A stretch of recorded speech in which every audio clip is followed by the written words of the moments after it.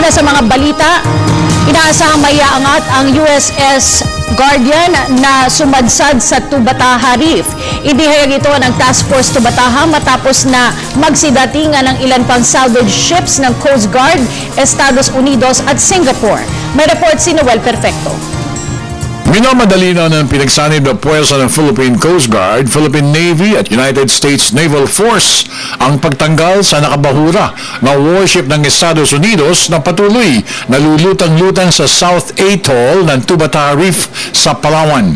Matapos na maalis na ang libo-libong litro ng gasolina ng USS Guardian, agad na nagpulong ang Interagency Task Force sa pamumuno ni na Coast Guard Commandant Rodolfo Izorena at Rear Admiral Thomas Carney ng Estados Unidos.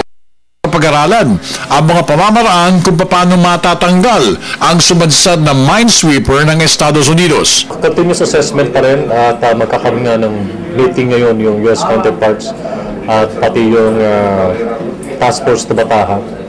So by 10:30 today, naasahan na magkukonvene yung body to discuss more on the salvage operations. Yung extrication po lang sa sakyan, paano mga yung extrication na, there will be cranes that are coming by the end of the month, and additional one will be coming later on para yun ang gagamitin na iangat itong grounded ship. Sa ngayon, 7 mga sasakyang pandagat ang nasa lugar ng Tubataha Reef sa South Atoll.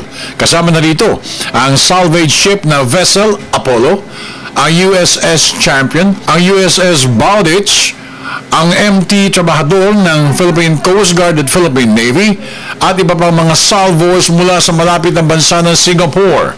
Sinabi ni Commander Balilo, walang timeline na binibigay ang Interagency Task Force sa pag-alis ng USS Guardian sa pagkabahura nito sa South Atoll area ng Palawan.